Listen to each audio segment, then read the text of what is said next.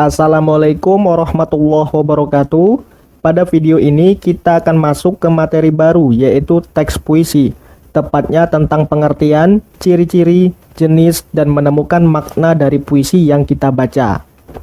Namun sebelumnya, bantu saya untuk mengembangkan channel ini dengan cara subscribe dan aktifkan lonceng notifikasinya agar kamu menjadi orang pertama yang mengetahui info terbaru apabila saya mengupdate video-video terbaru. Seperti yang saya sampaikan sebelumnya, kita akan mengenal ataupun belajar lebih jauh tentang konsep dasar dari teks puisi itu sendiri. Mulai dari definisi, ciri-ciri, jenis teks puisi, sampai menganalisis makna dari teks puisi. Langsung saja kita mulai dari definisi teks puisi. Pernahkah kamu mendengar atau membaca salah satu puisi fenomenal berjudul "Aku Ingin Mencintaimu Dengan Sederhana Ini"? Jika pernah, berarti kamu pernah membaca dan mengenal salah satu contoh puisi karya Sapardi Djoko Damono. Ya, Sapardi Djoko Damono ini merupakan salah satu penyair Indonesia yang karya-karyanya luar biasa. Bahkan salah satu karyanya berjudul Hujan Bulan Juni pernah diangkat menjadi film layar lebar Indonesia. Dari potongan puisi ini, kita dapat menangkap bahwa puisi itu termasuk karya tulis yang indah dan menarik untuk dibaca. Namun, sudahkah kamu tahu apa arti dari puisi itu sendiri?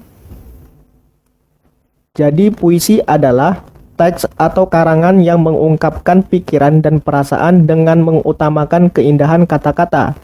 Dalam puisi, kita dapat mengungkapkan berbagai macam hal, seperti kerinduan, kegelisahan, atau pengagungan yang kamu ungkapkan dalam bahasa yang indah. Hanya saja kamu jarang menyadarinya bahwa itu adalah teks puisi. Begitu juga ketika kamu sedang jatuh cinta misalnya, dan sedang merayu seseorang perempuan dan tanpa sadar kamu menulis atau mengucapkan kata-kata romantis kepada dia. Tandanya kamu telah berhasil membuat sebuah puisi. Kata-kata romantis itu tercipta karena adanya dorongan perasaan yang kamu rasakan. Itulah sebabnya puisi itu sendiri berkaitan dengan perasaan seseorang. Jadi bisa dipahami ya sampai di sini tentang definisi dari sebuah puisi. Kemudian kita beralih ke ciri-ciri puisi. Pada bagian ini ada 6 ciri-ciri yang akan kita bahas. Walaupun sebenarnya ada banyak lagi ciri-ciri dari teks puisi itu sendiri. Yang pertama, puisi menggunakan bahasa yang padat. Maksudnya adalah puisi yang dibuat harus singkat dan mudah dipahami kalimatnya. Walaupun singkat dan pendek, akan tetapi tetap memperhatikan kejelasan isi dan maknanya. Selain itu, kata-kata yang digunakan tidak terlalu rumit untuk dimengerti. Kedua, puisi perlu memperhatikan diksi. Maksudnya adalah ketika kamu membuat sebuah puisi, maka gunakanlah pilihan kata atau kalimat yang tepat dan sesuai dengan sesuatu yang diungkapkan atau diceritakan. Misalnya, ketika kamu ingin mengungkapkan kecantikan wajah perempuan, kamu bisa menggunakan diksi "Wajahmu begitu berseri seindah sinar mentari pagi" atau diksi-diksi yang lainnya. Ketiga, puisi mempunyai daya imajinatif dan figuratif.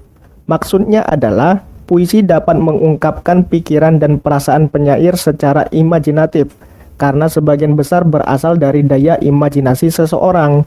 Sementara figuratif maksudnya adalah puisi dapat menyampaikan sesuatu yang bermanfaat dan dapat menyampaikan informasi yang baik bagi orang lain. Keempat dan kelima, puisi mempunyai rima dan puisi mempunyai irama. Maksudnya adalah puisi mempunyai pola pengulangan bunyi pada larik sajaknya.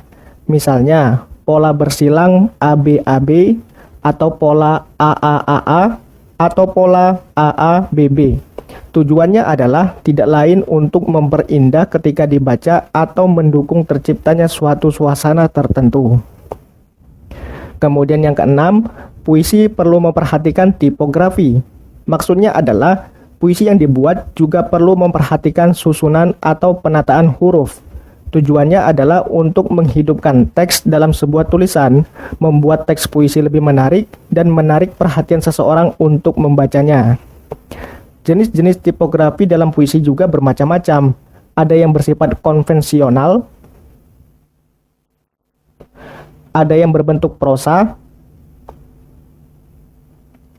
ada yang berbentuk konkret, seperti puisi zigzag atau puisi yang berbentuk binatang, wajah manusia, dan lain sebagainya.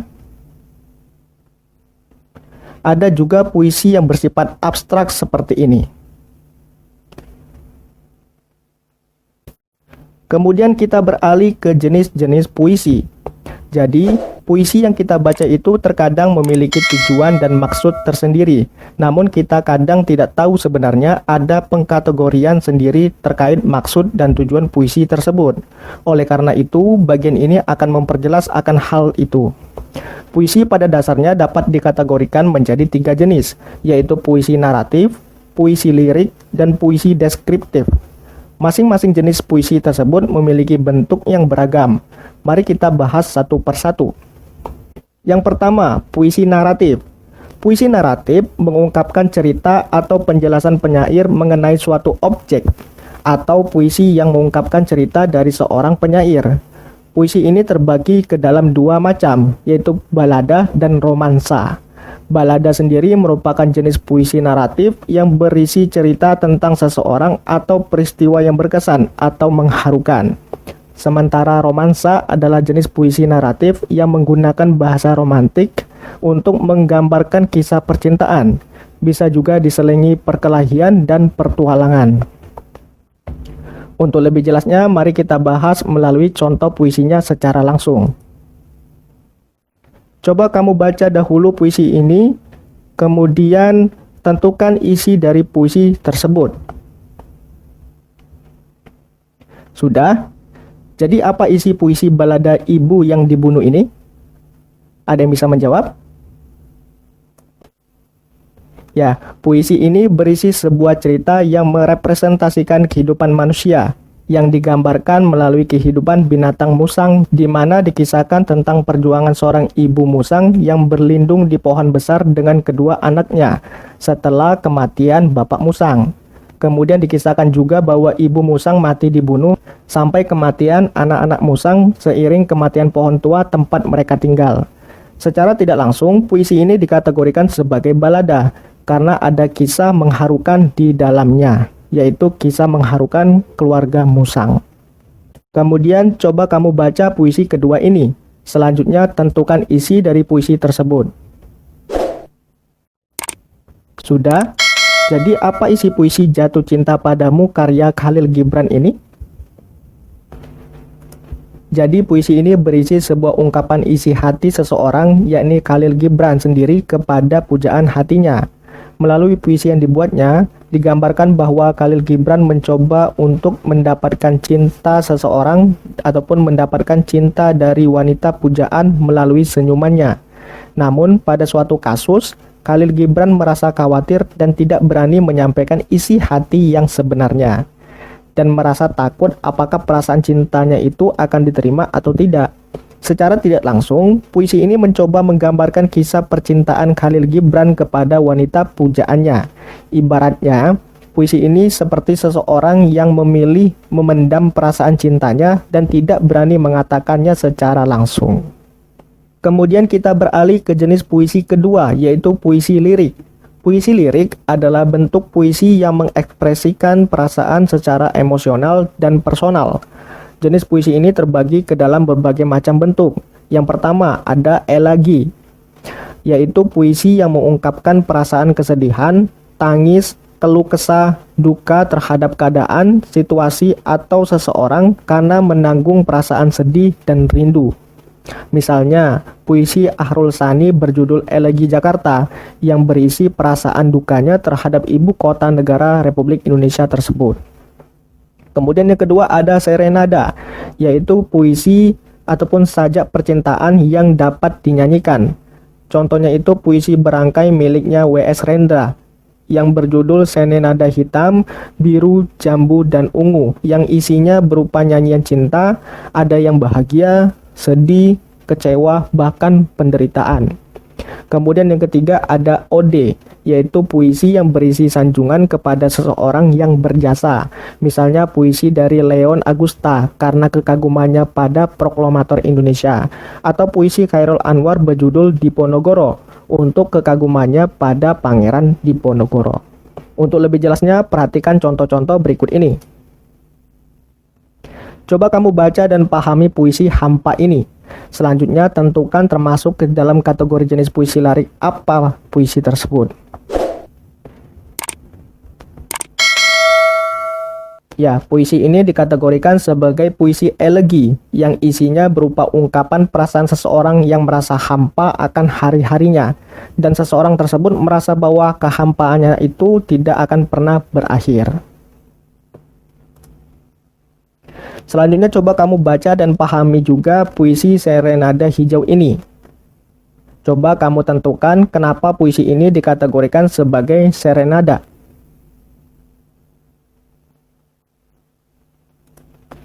Ya, jadi puisi ini berisi sajak tentang percintaan. Jika kamu pernah membaca ataupun belajar tentang sastra Jawa kuno, serenada itu merupakan bagian dari dendang kakawin-kawin yang berupa perpaduan antara romansa dan kealtara, yang isinya itu berupa kisah-kisah asmara raja-raja atau tokoh perwayangan. Kemudian coba kamu pahami juga puisi teratai karya Sanusi Pane ini dan temukan alasan kenapa puisi ini dikategorikan sebagai puisi berkategori ode. Ya, jadi puisi ini dikategorikan sebagai puisi ode karena puisi ini berisi kekaguman Sanusi Pane kepada tokoh pendidikan Indonesia, yaitu Ki Hajar Dewantara, yang diumpamakannya dengan keindahan bunga teratai. Jadi teratai itu merupakan tanaman yang tumbuh di air yang sangat berlumpur, merupakan air yang kotor ataupun air yang coklat, tetapi warna bunganya lebih cemerlang. Begitu pula Ki Hajar Dewantara yang awalnya ia berjuang demi pendidikan Indonesia tanpa diketahui semua orang, dan akhirnya dari jeripayanya itu semua orang dapat merasakan hasilnya sampai saat ini. Kemudian kita beralih ke jenis puisi deskriptif. Puisi deskriptif adalah puisi yang menggambarkan objek tertentu, baik itu orang, tempat, atau suasana secara mendalam. Puisi ini dapat dikategorikan kembali menjadi beberapa jenis, yaitu satire, yaitu puisi yang mengungkapkan perasaan ketidakpuasan penyair terhadap sesuatu keadaan dengan cara menyindir atau menyatakan keadaan sebaliknya. Kemudian yang kedua ada puisi kritik sosial, yaitu puisi yang juga menyatakan ketidakpuasan penyair terhadap keadaan atau terhadap diri seseorang, namun dengan cara membeberkan kepincangan atau ketidakberesan keadaan atau orang tersebut. Untuk lebih jelasnya, coba kamu resapi puisi berikut ini dan tentukan kenapa puisi ini dikategorikan sebagai puisi satire. Puisi ini disebut satire karena puisi ini berisi sindiran terhadap para golongan penguasa yang menginjak-injak kaum kelas menengah ke bawah dengan merampas hak-hak dan membiarkan mereka hidup dalam penderitaan. Contoh lain, coba kamu tentukan kenapa puisi ini disebut sebagai puisi kritik sosial. Ya, jadi potongan puisi di samping ini menggambarkan kritik W.S. Rendra kepada pemerintah terhadap sistem politik yang terjadi pada saat itu. Menurut W.S. Rendra, dengan cara politik tersebut, pemerintah ingin mendapatkan segalanya, baik harkat, martabat, pangkat, jabatan, dan kekuasaan melalui jalan yang tidak benar dengan cara merampas kekuasaan rakyat. Jadi puisi ini menggambarkan ironi penderitaan rakyat yang menjadi korban, sementara penguasa enak-enakan dengan kekuasaannya. Karena ketidakadilan tersebut, Rendra mencoba mengkritik pemerintah melalui puisinya. Nah, cukup mudah bukan untuk menentukan dan mengidentifikasi jenis-jenis puisi. Kemudian kita akan belajar menentukan makna puisi. Pada dasarnya, ketika kamu belajar membaca, mengidentifikasi, dan menentukan puisi tadi, sebenarnya kamu telah belajar menentukan makna yang ingin disampaikan penulis dalam teks puisi yang dibuatnya. Jadi, pada bagian ini kita akan memperkuat dan mempertajam kembali kemampuan analisismu. Setiap puisi yang dibuat tentu memiliki maksud tersendiri. Maksud itu berkenaan dengan pesan yang ingin disampaikan penulis kepada pembacanya. Maksud dapat berupa pesan atau amanat atau kritik yang bisa diajukan penulis kepada pembaca. Coba kamu baca potongan puisi W.S. Rendra berjudul Sajak Anak Muda ini. Selanjutnya tentukan makna dari masing-masing potongan puisi tersebut. Coba kamu baca dahulu bait pada nomor 1. Ada yang tahu maknanya apa? Ya, jadi bait 1 ini mencoba mengkritik sistem pendidikan Indonesia yang lebih banyak ditunjukkan pada hafalan teori, bukan pemahaman atas suatu konsep atau keterampilan. Selanjutnya coba kamu baca bait pada nomor 2. Ada yang tahu maknanya apa? Ya, bait kedua ini mencoba mengkritik kebijakan implementasi ilmu yang tidak sebanding dengan kemampuan yang dimiliki. Contohnya tentang pemberian ijazah di Indonesia. Misalnya kepada dokter yang tidak menyertakan kelayakan perilaku penerimaan ijazahnya. Akibatnya, seseorang dokter hanya mengobati pasiennya tanpa pernah peduli pada ketidakadilan yang terjadi di sekitarnya. Kemudian coba kamu identifikasi bait pada nomor 3. Ada yang tahu maknanya apa? Ya, jadi bait ketiga ini mencoba mengkritik terkait arah kebijakan pendidikan Indonesia yang lebih mengunggulkan sistem barat daripada menciptakan sistem pendidikannya sendiri. Dengan kata lain, penyair ingin memprotes kepada para penguasa negeri ini terkait sistem pendidikan yang diterapkan di Indonesia, yang sebagian besar berkiblat atau mencontoh pendidikan budaya barat, yang semata-mata dipersiapkan untuk bekerja dan memajukan perusahaan mereka, bukan untuk memajukan perusahaan negerinya sendiri. Jadi itulah materi singkat tentang pengertian, ciri-ciri, jenis, dan menemukan makna dari teks puisi. Jika ada pertanyaan, kamu bisa sampaikan pertanyaanmu itu pada bagian komentar video ini. Dan apabila kamu menyukai video ini, silakan like dan share video ini kepada teman-temanmu. Saya tutup pertemuan ini, kita ketemu lagi pada video-video saya selanjutnya. Wassalamualaikum warahmatullahi wabarakatuh.